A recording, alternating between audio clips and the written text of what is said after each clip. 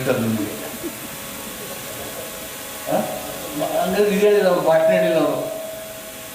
ನೀವು ಎಲ್ಲರೂ ಅಧಿಕಾರದಲ್ಲಿದ್ದೀರಿ,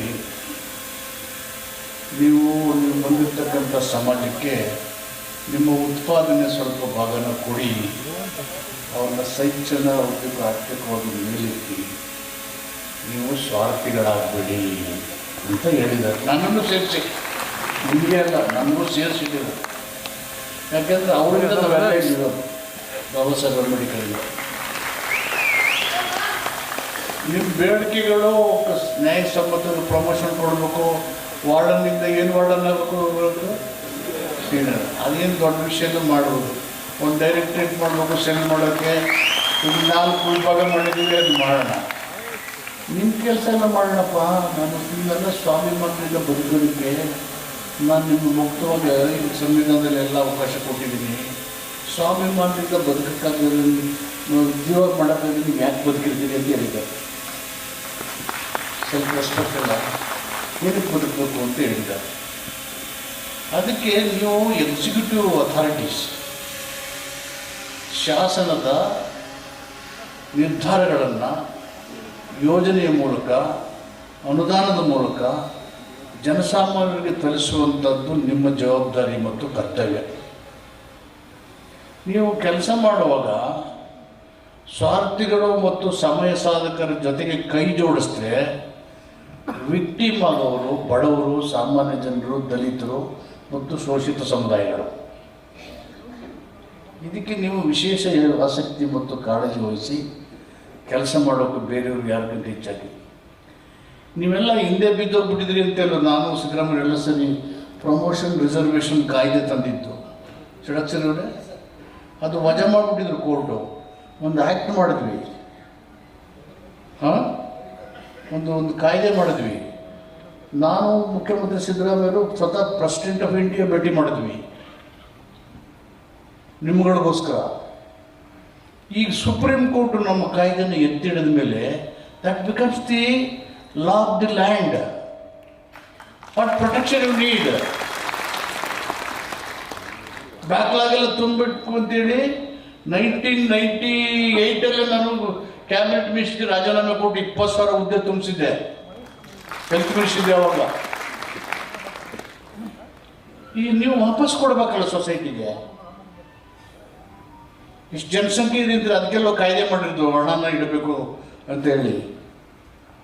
ನಮ್ಮ ಸಂಘಟನೆಯಲ್ಲಿ ಯಾಕೆ ಹೋರಾಟ ಮಾಡ್ತಾ ಇದ್ದಾರೆ? ಅವ್ರ ಜೋಬು ಕೈ ಹಾಕಿ ನನ್ನ ಹತ್ರ 15,000 ಇದೆ, ಅವ್ರ ಹತ್ರ 2,000 ರೂಪಾಯಿನೂ ಇಲ್ಲ. ನಮ್ಮ ಶಂಕರ್ ಜೋಬಲ್ಲಿ 2,000 ರೂಪಾಯಿನೂ ಇರಲ್ಲ. ಹೆಚ್ಚು ಕಡಿಮೆ ಬೇರೆ ಊರಿಗೆ ಹೊಟ್ಟೋಗ್ಬಿಟ್ರೆ ಟ್ರೈನಿಂದ ಬರೋಕ್ಕೆ ಟ್ರೈನ್ ಟಿಕೆಟ್ ತಗೊಳ್ಳೋದು ಅಷ್ಟು ದುಡ್ಡು ಇರೋದಿಲ್ಲ. ಆ ಥರ ಹೋರಾಟ ಕಟ್ಟಿದ್ದಾರೆ 40 ವರ್ಷಗಳಲ್ಲಿ. ಈಗ ಬರ್ತಾ ಬರ್ತಾ ಬೇಕಾದಷ್ಟು ಸಂಘಟನೆಗಳು ಉಟ್ಕೊಂಡ್ಬಿಟ್ಟಿದ್ದಾರೆ, ಅದು ಬೇರೆ ವಿಷಯ.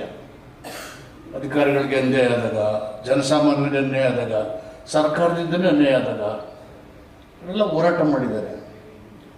ಕಾನೂನುಗಳು ಯಾವತ್ತೂ ಉಳ್ಳವರ ಪರವಾಗಿ ಕ್ರಿಯಾಶೀಲರಾಗಬಾರ್ದು.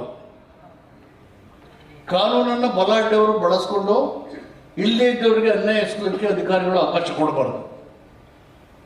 ನಿಮ್ಮಲ್ಲಿ ನಿಷ್ಠೂರತೆ ಇರಬೇಕು, ದೃಢತೆ ಇರಬೇಕು, ಬದ್ಧತೆ ಇರಬೇಕು. ಆಗ ಮಾತ್ರ ನೀವು ಜನಸಾಮಾನ್ಯರಿಗೆ ಒಳ್ಳೇದು ಮಾಡೋಕ್ಕಾಗುತ್ತೆ. ಸಂವಿಧಾನದ ನಿರ್ದೇಶನ ತತ್ವಗಳನ್ನು ತಪ್ಪದೇ ನೀವು ಜಾರಿ ಮಾಡುವಂಥ ಬದ್ಧತೆ ಇರತಕ್ಕಂಥ ಅಧಿಕಾರಿಗಳಾಗಿರಬೇಕು. ನೀವೆಲ್ಲ ಕರ್ನಾಟಕದಲ್ಲಿ ಸುಮಾರು 2.5 ಲಕ್ಷ ಜನ SC/ST ನೌಕರೇ ಇರ್ಬೋದು, ಔಟ್ ಆಫ್ 7.5 ಲ್ಯಾಕ್ಸ್ ಅಂತ ಅಂದ್ಕೊಂಡಿದ್ದೀನಿ. ಇಷ್ಟೋ ಜನ ಸೇರಿದ್ರೆ ಒಂದು ನ್ಯೂಕ್ಲಿಯಸ್ ಆಗ್ಬೋದು. ನನ್ನ ಸಂಬಳನೂ ಸೇರಿಸಿ ಎಲ್ಲ 5% ಒಂದು ನಿಧಿ ಮಾಡಿದ್ರೆ, ಒಂದು ಕಾರ್ಪಸ್ ಫಂಡ್ ಮಾಡಿ ನೀಡಿ ಪೀಪಲ್ಗೆ ಆರ್ಥಿಕವಾಗಿ, ಶೈಕ್ಷಣಿಕವಾಗಿ ಮಾಡಬೇಕಾಗಿರೋದನ್ನು ವಾಪಸ್ಸು ನಾವು ಬಂದಿರೋ ಸಮಾಜಕ್ಕೆ ಕೊಡಬೇಕಾದನ್ನು ಯಾವ ಕಾರಣಕ್ಕೂ ಮರಿದೇನೆ, ನಿರ್ಲಕ್ಷ್ಯ ಮಾಡಿದ್ರೆ ಅದೇ ನಮ್ಮ ಜೀವನದಲ್ಲಿ ಸಾರ್ಥಕತೆ. ಅದು ನಾವು ಬಾಬಾ ಸಾಹೇಬ್ ಅಂಬೇಡ್ಕರ್ಗೆ ಕೊಡ್ತಕ್ಕಂಥ ಗೌರವ. ಹೇಳಿದ್ದಾರೆ ಅವರು ನೌಕರರನ್ನು ಉದ್ದೇಶಿಸಿ ಹೇಳುವಾಗ, ನಿಮ್ಮನ್ನೆಲ್ಲ ನಂಬಿ ಕೋಟ್ಯಾಂತರ ಮುಗ್ಧ ಜನರಿಗೆ ನಾನು ಮೋಸ ಮಾಡಿದೆ, ಅನ್ಯಾಯ ಮಾಡಿದೆ, ಅವ್ರಿಗೇನು ಗೊತ್ತಿಲ್ಲ, ಏನೋ ನಮ್ಮನ್ನು ಓದಿರೋನ್ನ ಬುದ್ಧಿವಂತರು ತಿಳ್ಕೊಂಡಿದ್ದ ನಂಬ್ಕೊಂಡು ಅವ್ರನ್ನ ನೊಂದ್ಕೊಂಡು ಕಣ್ಣಿಗೆ ಇಟ್ಕೊಂಡು ಹೇಳ್ತಾರೆ, ನೀವು ಸ್ವಾರ್ಥಿಗಳಾಗ್ತೀರಿ, ಆಗಬೇಡಿ ಅಂತ ಹೇಳಿದೆ. ನೊಂದ್ಕೊಂಡು ನಂಬಿದ್ರೆ ಹೇಳಿದಾರ ಅಂತ ಅಂದ್ಕೊಂಡಿದ್ದೀನಿ ನಾನು. ಅದಕ್ಕೆ ಅವರು ಅಂಬೇಡ್ಕರ್ ಸಂದೇಶವನ್ನು ಗಮನದಲ್ಲಿಟ್ಕೊಂಡು ನಮಗೇನು ಅವಮಾನ ಮಾಡಲಿ, ಹೀಯಾಳಿಸ್ಬೇಕು ಅಂತೇಳಿ ನಮ್ಮ ಜವಾಬ್ದಾರಿಯನ್ನು ಅವರು ನೆನೆಸಿದ್ದಾರೆ. ನಮ್ಮ ಕರ್ತವ್ಯದ ಬಗ್ಗೆ ಎಚ್ಚರಿಕೆ ಕೊಟ್ಟಿದ್ದಾರೆ. ನಮ್ಮ ರೋಲ್ ಏನಿರಬೇಕು ಅಂತ ಹೇಳಿದ್ದಾರೆ. ಅದಕ್ಕೆ ಸಂವಿಧಾನದಲ್ಲಿ ಎಲ್ಲ ಮುಕ್ತ ಅವಕಾಶವನ್ನು ಒದಗಿಸ್ಕೊಟ್ಟಿದ್ದಾರೆ. ಅದನ್ನು ಬಳಸ್ಕೊಂಡು ಸ್ವಾಭಿಮಾನದಿಂದ ಬದುಕಬೇಕು. ಅದಕ್ಕೆ ನೀವು ಪ್ರೇರಣಾ ಶಕ್ತಿಯಾಗಿ ಕೆಲಸ ಮಾಡಬೇಕು ಅಂತೇಳಿ ನಿಮಗೆ ಶುಭ ಕೋರಿ, ಈ ನಿಟ್ಟಿನಲ್ಲಿ ನಿಮ್ಮ ಕಾರ್ಯವೈಖರಿಯಲ್ಲಿ ಅಂತ ಆಶಿಸಿ, ನೀವು ಇಟ್ಟಿರ್ತಕ್ಕಂಥ ಬೇಡಿಕೆ ಏನಪ್ಪಿದ್ರು ಭಿನ್ನ ಒತ್ತಳೆಯ ವಿಷಯಗಳನ್ನು ನಮ್ಮ ಕಮಿಷನರು, ಅಡ್ವೈಸರು, ಪ್ರಿನ್ಸಿಪಲ್ ಸೆಕ್ರೆಟರಿ ಮಾತಾಡಿ ಎಲ್ಲೆಲ್ಲಿ ಮಾಡೋಕ್ಕಾಗುತ್ತೆ ಮಾಡೋಣ ಅಂತೇಳಿ, SC ST in particular, all officers in general to come back in equality. 24% ಸಮುದಾಯ ಪಾಪ್ಯುಲೇಷನ್ ಸಮಾಜ ಕಟ್ಟಕ್ಕೆ ಹೋಗ್ತೀವಿ ಅಂದರೆ ದಟ್ಸ್ ಅ ಬಿಗ್ಗೆಸ್ಟ್ ಅಚೀವ್ಮೆಂಟ್